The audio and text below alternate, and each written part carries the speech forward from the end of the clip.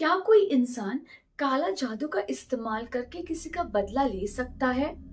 जो इंसान काला जादू करता है, क्या उसका अंत सही हो सकता है? नमस्ते, मेरा नाम है रिया और आज की जो कहानी है वो कोलकाता सिटी से कनेक्टेड है। कोलकाता में मोनी नाम की 14 साल की लड़की थी। ये जो कहानी है ये 30-40 इयर्स पुरानी कहानी है। अब उस टाइम चाइल्ड मैरिजेस हुआ करते थे। मोनी की 14 इयर्स में शादी हुई थी। मोनी का हस्बैंड उससे 5 इयर्स बड़ा था। मोनी की शादी एक अच्छे फैमिली में हुई थी और मोनी के जो ससुर थे वो बिल्डिंग लाइन में थे, वो बिल्डर थे। तो मोनी के जो हस्बैंड थे अभय, ये भी उसी लाइन में थे। जब मोनी 19 इयर्स की हुई तो मोनी को एक बेटी हुई।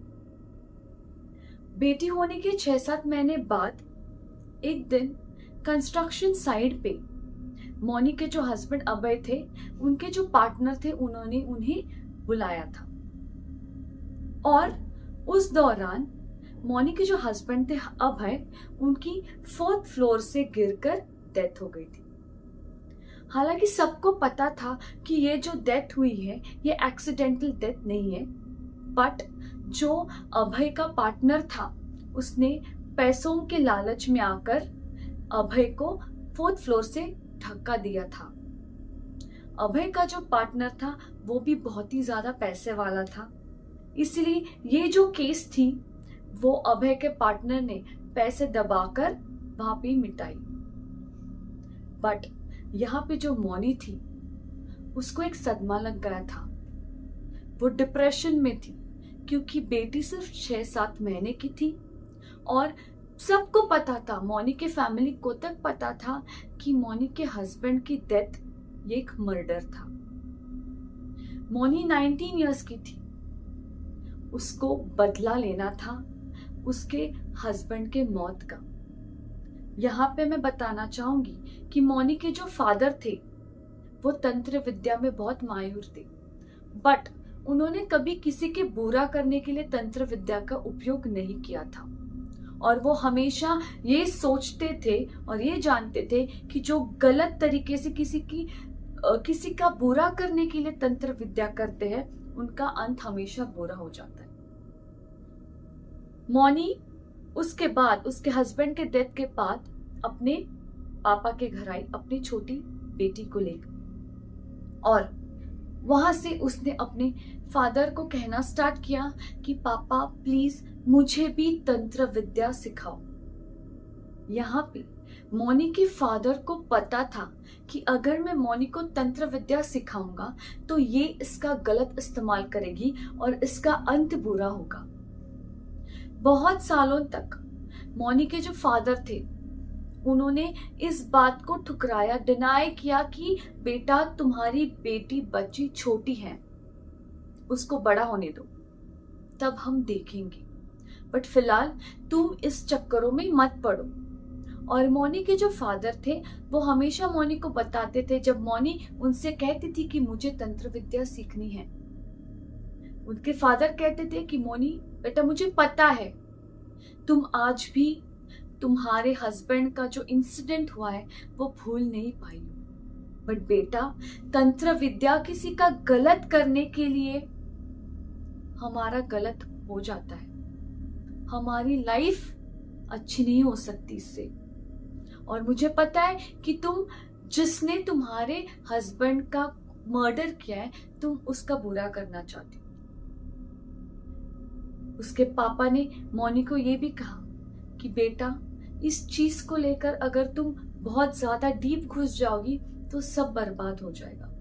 तो मोनी तब उसके पापा को सिर्फ इतना कहती थी कि पिताजी, पापा मेरा तो सब कुछ बर्बाद हो ही गया है, मेरे पास तो कुछ नहीं रहा है। बट इस पे मोनी के फादर मोनी को बस इतना कहते थे, अपनी बेटी के लिए जीना सीखो और बेटी को 21 साल तक बढ़ने दो। जब बेटी तुम्हारी 21 साल की हो जाएगी तब मैं तुम्हें तंत्र विद्या सिखाऊंगा। मोनी की बेटी 21 साल की हो गई। अभी भी उसके पापा को लगता था कि मोनी अपनी बेटी 21 साल की हो जाने तक ये सब भूल जाएगी, बट यहाँ पे मौनी जिद करके बैठी थी। उसको अपने पति के मौत का बदला लेना ही था। जैसे मौनी की बेटी 21 साल की हो गई, मौनी ने अपने पिताजी से कहा कि अब तो मेरी बेटी 21 साल की हो गई पापा। आपने एक वादा किया था कि मेरी बेटी जब 21 साल की हो जाएगी तब आप मुझे तंत्र विद्या सिखाएंगे। फिर भी पापा ने मौनी को कहा, अभी नहीं बेटा, टाइम है। कुछ महीने बाद मौनी के पापा बीमार हो गए और मौनी के पापा को यह एहसास हो रहा था कि बस वो अब कुछ दिन के मेहमान थे इस दुनिया में। तब मौनी के पापा ने सोचा कि अब सही वक्त है, मैं मौनी को तंत्र विद्या सिखाई दूं। जो भी दिन उसके पापा के, मौनी के पापा के बचे थे इस दुनिया में, उनके पापा ने, मौनी के पापा ने मौनी को तंत्र विद्या सिखाई। और मौनी ने ये तंत्र विद्या बहुत ही ध्यान लगाकर सीखी। हर एक छोटी से छोटी चीज भी उसने बहुत मन और ध्यान लगाकर सीखी। बहुत सारी सीख मिलने के बाद, बहुत तैयारियों के बाद मौनी तंत्र विद्या में उसके पापा से भी आगे निकल गई। मौनी ने बहुत सारे लोगों का भला किया उस तंत्र विद्या से। बट यहाँ पे मौनी का एक हेतु था, उसका एक वजूद था इस तंत्र विद्या को सीखने के लिए। और उसने वो जो वजूद था, उसका मकसद था, वो करना स्टार्ट किया। जैसे मौनी ने यहाँ पे अभय की जिसने जान ली थी उस पे तंत्र विद्या करना स्टार्ट की, धीरे धीरे असर अभय के घर में दिखने लगा। पहले तो अभय का जो प्रॉपर्टी था, पैसा था, अचानक उसमें पूरा लॉस आ गया, बैंकक्रप्ट हो गया अभय। उससे वहां से उसकी बीमारियां स्टार्ट हुई, अभय बीमार होने लगा। अभय की 2 बेटी थी, जो बड़ी वाली थी उसकी शादी तय हो गई थी। मौनी की तंत्र विद्या के कारण अभय की बड़ी बेटी की जो शादी टूट गई और उस डिप्रेशन में, उस सदमे से उसकी बड़ी बेटी ने जाके खुदकुशी की। जो छोटी बेटी थी उसकी सगाई होने वाली थी, वो अच्छे खासे जॉब पे थी, उसका जॉब भी छूट गया और उसकी सगाई भी टूट गई। धीरे धीरे ये जो अभय का जिसने अभय को मार डाला था, ये जो अभय का पार्टनर था, उसके घर में बर्बादी ही बर्बादी आने लगी। उसके घर में जो उसके माँ बाप थे उनकी भी सडन डेथ हो गई। धीरे धीरे जो उसके सगे थे, उसका सगा भाई, उसकी वाइफ, उनकी भी डेथ हो गई। और इन सब चीजों से अभय का जो क्रिमिनल था, अभय की मौत का जो जिम्मेदार था, उसने ढूंढना स्टार्ट किया कि ये सब अचानक से क्यों हो रहा है घर में, आखिर बात क्या है। और अभय का जो क्रिमिनल था, अभय की जिसने जान ली थी, जिसके फैमिली पर और जिस पे मौनी तंत्र विद्या कर रही थी, उस इंसान ने और उसके वाइफ ने एक बाबा के पास चले गए। ये दोनों बाबा के पास चले गए, जो बाबा भी एक तंत्र विद्या में थे। बाबा ने जब देखा, सब कुछ समझा, तंत्र विद्या के अनुसार उनको जो समझ में आया, उन्होंने सब कुछ इसे बता दिया। और यहाँ पे इस इंसान को पता चला कि ये जो सब हो रहा है, ये अभय की वाइफ कर रही है और ये हमसे बदला लेना चाहती है।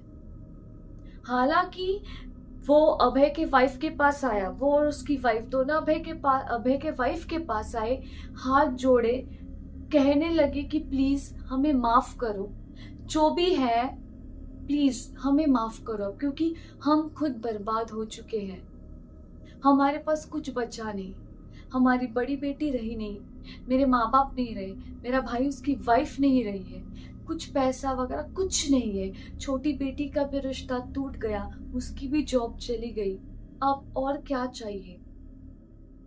यहाँ पे मौनी ने कहा कि मेरे दिल में जो मैंने दर्द दफना के रखा था इतने सालों से, वो मैं पूरा करके ही रहूंगी। चाहे कुछ भी हो जाए, मैं बदला लेकर ही रहूंगी। इतना सब कुछ कहने के बाद, इतना हाथ जोड़ने के बाद, माफी मांगने के बाद भी मौनी ने उन्हें माफ नहीं किया। मौनी तंत्र विद्या, उसकी जो तंत्र विद्या थी मौनी ने वो शुरू ही रखी।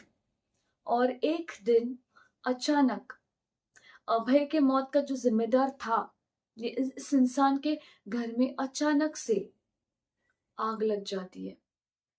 और उस आग में वो और उसकी वाइफ और उसकी बेटी तीनों की डेथ हो जाती है।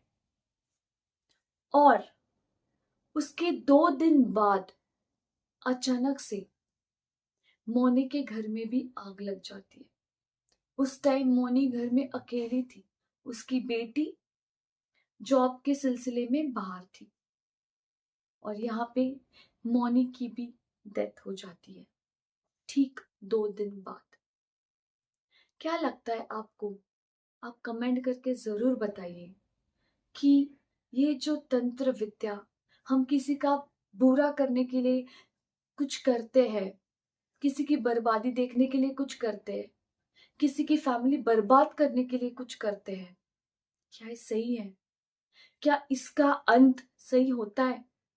जो इंसान ये सब करता है उसका तो अंत सही कभी नहीं हो सकता।